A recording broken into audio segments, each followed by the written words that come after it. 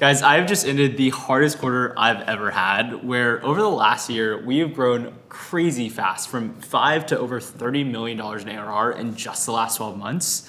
But now we're paying the price of that growth. Where this is actually the chart of our growth to date, where we ended last year going from 2 million to 15 million ARR plus. And just over the last 6 months, we've actually doubled in size from 15 to 30. But the problem is now we are flatlining. Where in times like this, when you're going through such crazy rapid growth in the moment, you kind of feel like, oh, the music's never gonna stop and you're just gonna keep ripping on this crazy growth trajectory where you're so busy just like trying to keep up with the demand here and trying to stay sane and trying to keep the rocket ship on the rails when you're literally almost 10xing in just a year's time that you're not thinking about, hey, the music might stop soon and you might actually tap out on your growth channel, which is unfortunately where we found ourselves today. So I want to spend today's update walking you guys through how we got here today, because I actually think that this kind of plateau is just something every business at some point will naturally hit, and a real testimony of whether or not we as a company are fit to make it to the major league, so 100 million plus ARR, is whether or not we can actually figure out how to get out of this plateau. And so I'm gonna walk you through all of the key red flags that we missed here in the midst of the chaos of this growth, and then walk you through the game plan we have to get out of this rut, because I really think that this is a crucible moment for the company. So let's talk financials. So what's interesting about our financials this quarter is that if I were to tell you that we grew this quarter from 25 million in ARR to 30 million ARR and did so profitably, you'd think that we were doing really, really well. But that high level revenue number is only indicative of a certain period of time, aka it was kind of a lagging indicator for all of the hard work we had put in years before. Because if you dig into our numbers and you look at our revenue growth curve on that, yes, we grew that amount on an absolute basis, but you can really see our engine start to decelerate in our month over month ARR growth curve. Where if we actually add our Q1 financials as well, you'll see that in the beginning of the year with the New Year, New Me rush, we had such a spike in new free trial signups. So basically people trying out Stan,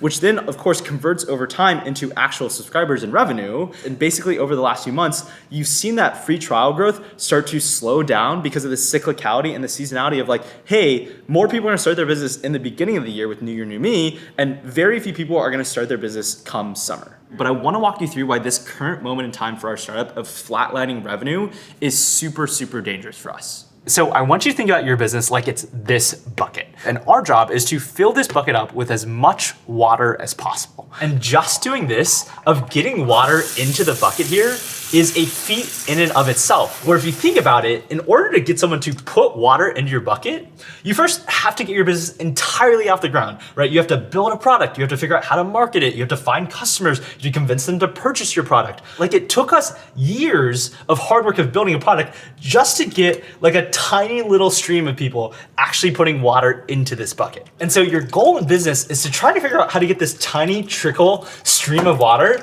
and scale it into a much larger source of water, because then your bucket starts to really fill up. But that is not reality. This is reality. Ooh, okay. AKA, nothing in life is perfect. And for every single business out there, you have a ton of churn, or basically a leaky bucket, where you're so busy just trying to get water into this bucket that you don't realize, wait a minute, all of it's going out the other end. And so the problem for us right now is that the amount of water that's going in, aka the size of our growth channel, is equal to the amount of water going out. And so we're sitting in this awkward purgatory state where our growth channel isn't growing anymore, aka we've saturated it, and it's just adding enough people to actually just fill the amount of people who are also leaving out the door. AKA, we're getting screwed on both sides, and we are gonna need to slap on some duct tape. So before I walk you through our game plan to actually try to get out of this rut, I actually want to spend some time talking through why this kind of period can be so emotionally difficult on you as an entrepreneur. Because when I just show you the bucket analogy or just show you the financials, it can kind of seem obvious like, well, duh, John, like why wouldn't you also think about proactively building the next growth channel? Like that seems so obvious in hindsight. But hindsight is 2020. And I think it's really easy for us to sit back oftentimes and be an armchair quarterback and be like, well, of course that company should have focused on growing while also fixing their retention and building a great product, because that's the objective analysis. Of course it should do that thing.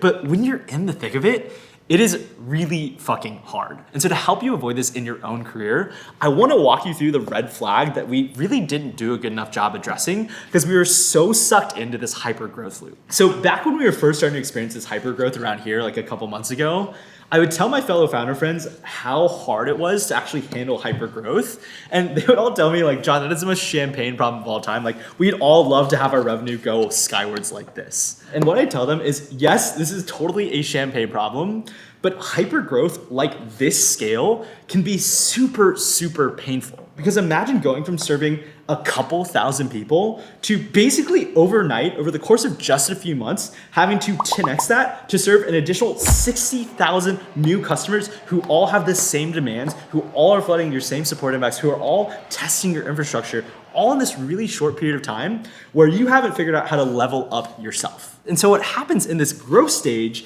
is that you are so enveloped in just trying to keep the train on the train tracks, like trying to get this thing to not just spontaneously combust, that you end up missing something that we didn't think thoughtfully enough about. Because if you're only looking at your top line revenue growing, then you actually miss the fact that not every single customer who comes in the door as initial revenue is created equal for your business. AKA, a lot of the wave of people that signed up in the last few months and took us into this crazy extra boost of hyper growth were lower quality customers who, yes, signed up initially, but then weren't as likely to succeed and therefore were much more likely to churn out the back end. And their revenue as well is actually a double-edged sword because you end up being so busy trying to keep up supporting all of these new people who are less likely to use your product successfully, who likely have a ton more questions, who likely don't have as high of an intent to use your product well. And you spread yourself so thin just trying to support those customers who likely will end up churning anyways, that you don't actually have the time and energy or just the mind space to think about, hey, how do I proactively build to the very next stage? And so now we should talk about how I'm thinking about breaking through this growth plateau and really taking us to the next level. So the last few months have been pretty hard on me because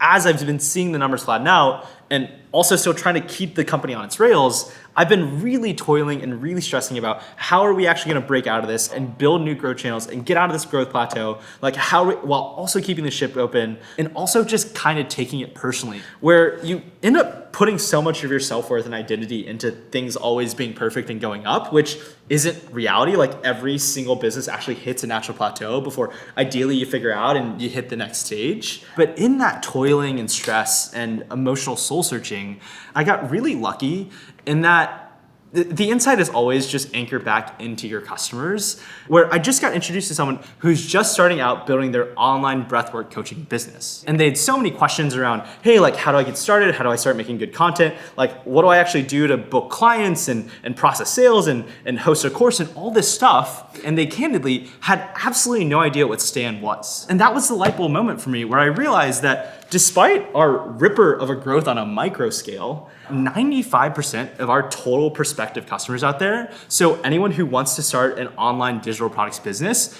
actually, they don't even know that we exist. And so the reason we've actually plateaued on this growth channel is if you think about our business and why we've grown so fast to date, it's been because of our organic referral loop, where the reason why we've grown as quickly as we have is because we've kicked off this flywheel where customers come in and fall in love with us and then share it with their friends. But the trade-off, if you think about it, if you're only growing through organic word of mouth, the new customers that are coming in are purely from someone's existing network, AKA you kind of end up being stuck in your own bubble. And so if you zoom out, you kind of realize that we're stuck in our own little bubble where 95% of our total addressable market has never heard of us. So the premise of our game plan and how we're gonna evolve into the next stage of growth is to actually gain the confidence to start talking about our mission and our product at scale. Because we've actually never spent a single dollar on marketing. It's all been entirely inbound demand. But if we want to continue growing our business at a stellar rate, then we have to start adding new channels and new audiences and new pockets of growth, which looks like getting more creators to do partnerships with us to share Stan with their audiences, which starts to add networks around our networks. And ideally, all of these networks start to canvas more and more of the market. And then on top of that, we really start blowing out our own content. Because I actually had this dream for Stan that it becomes on the the level of a Nike or a Red Bull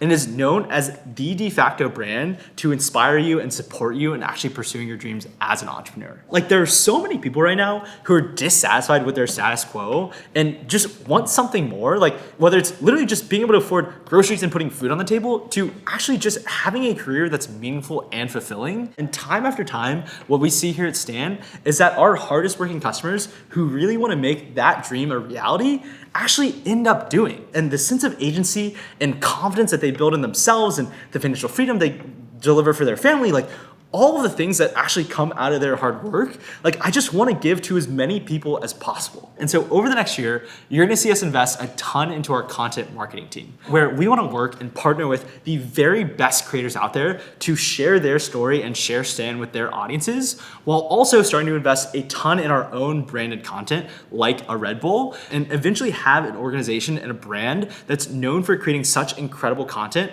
at a billion-person impression scale. Because when I think about the 95% of the market that hasn't yet heard about Stan, and then I think about just like how hard and how lonely the job of an entrepreneur actually is, and then I think about what we at Stan can do in this world. Like I truly believe our purpose in this world is to support as many people as we possibly can in actually pursuing their dreams. Like I know that we could do so much to help all of those people on their journey and actually give them the tools they need to succeed, the education and the support. And I get really fired up and really excited about actually achieving that vision. And so I'm simultaneously feeling really excited about the end goal vision and really convicted that that is a reality we can build, while also feeling really nervous and anxious and hesitant that I'm actually making the right decision for the company. And so over the next few quarters, we'll get to see whether or not I have what it takes to build a billion-dollar company.